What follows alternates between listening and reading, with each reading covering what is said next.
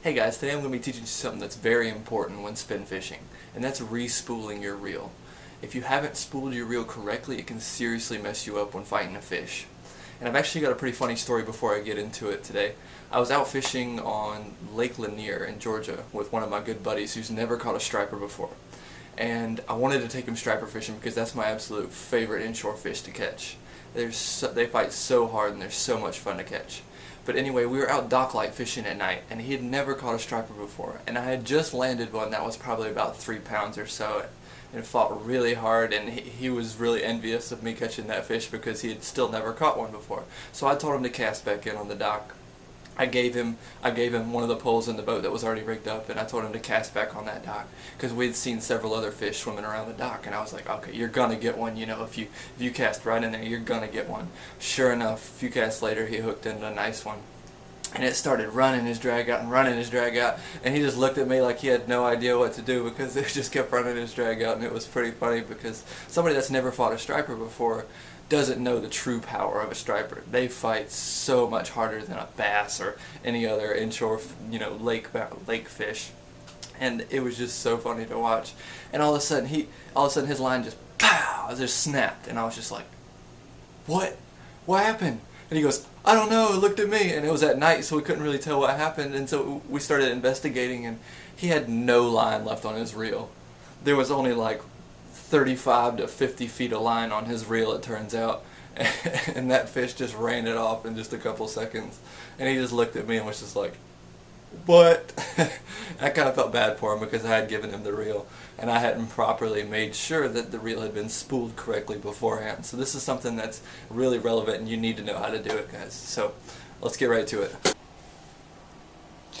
Okay, so first things first here. You want to check your spinning reel here. If you look right below where it says cardinal or pin or whatever it says on your spinning reel, it's going to tell you the pounds and the number of yards that the reel can hold based off of the pound test. So for a 6 pound test, this reel can hold 175 yards. For 8 pound test, this reel can hold 130 yards. And for 10 pound test, this reel can hold 100 yards. So you don't want to go much higher than 10 pound test on this reel. It's not like a set thing where you can't go higher than 10 pound test, but that's the recommended amount, and you probably shouldn't go above that.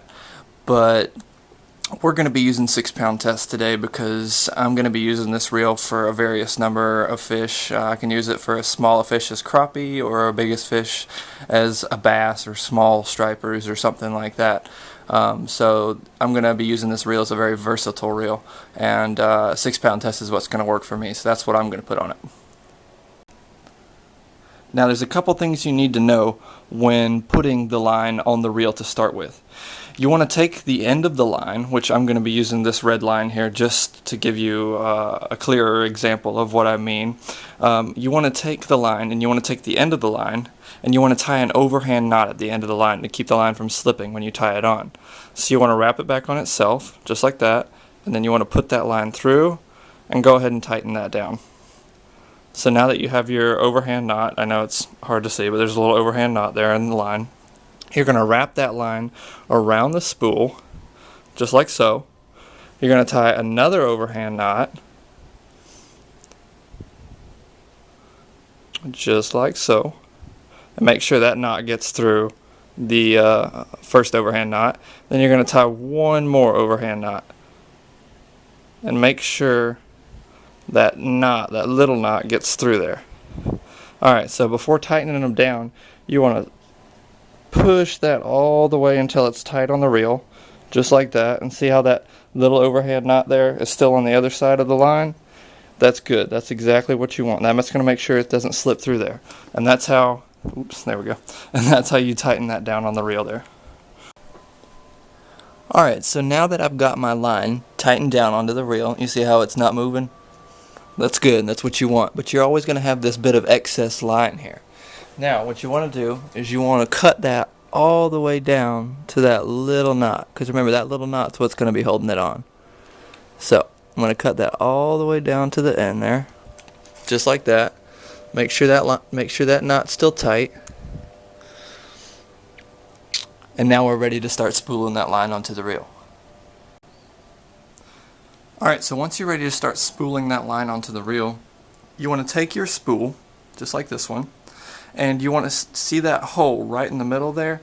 The best way to do this is to take any sort of pencil or pen or anything and stick it through the middle and hold it. And hold it just like that. Get somebody else to hold it and make sure the line is coming off. You see how the line is coming off this end right here? You want to make it. You want to have it coming off towards the reel. If it's coming off away from the reel, you know, problems could come with twisting and all sorts of things like that. And you definitely don't want to hold. You definitely don't want to hold the spool towards the reel like this, because that's going to make it rub against these plastic edges, and that's definitely going to cause twist in your line. Alright, so like I said, the best way is to have that line, hold that line well above where the actual spool is. So I hold it up above about where the first guide is. Some people like to go ahead and thread it through that first guide before they start reeling it on. But if I thread it through, it's going to do the same exact thing as me holding it right here. So I'm just going to put 2 fingers and let it, and I'm just going to hold that line still as I can and let it come onto the reel at a not too fast of a pace. You don't want to get ahead of yourself.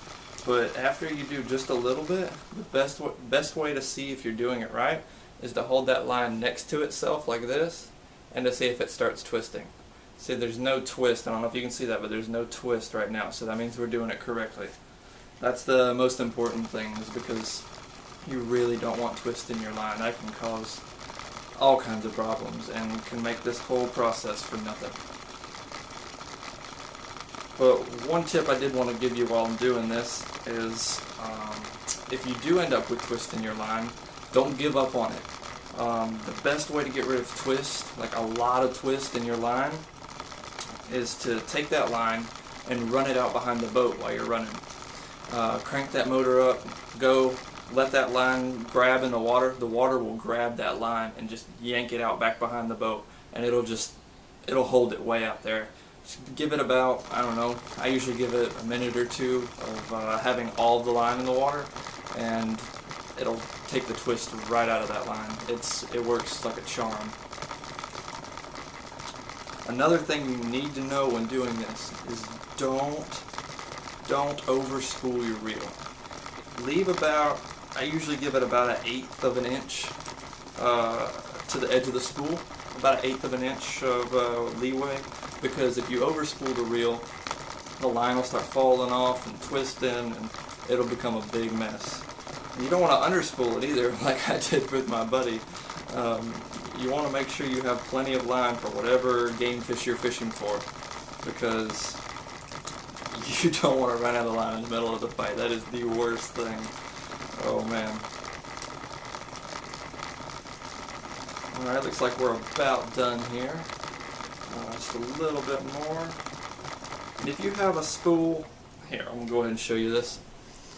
Just right to the edge there, about 1/8 of an inch of space. That's perfect. That's exactly what I wanted. Alright guys, there's one more thing I wanted to talk about before I leave you today regarding spooling your reel, and that is if you have a deep spool, you don't want to fill it all the way with some really small line. That can cause, you know, some problems because the line kind of wraps in with itself, and it'll cause some tangles and twists and that sort of thing. If you have a really deep spool and say you want to put some braided line on it, braided line doesn't take up much space, it's much smaller than mono. Get some, I don't know, 12-15 pound mono and go ahead and spool 50 to 100 yards of line on, and it'll give a nice backing and take up some space on that reel, and then go ahead and attach that braid to it and spool it the rest of the way on. Alright guys, this has been the Best Damn Fisherman. I really appreciate you watching the video. If you have any questions or comments, leave them in the comment section down below. Be sure to like and subscribe to my channel. It really helps me a lot, guys. Appreciate you watching, and I'll be back soon.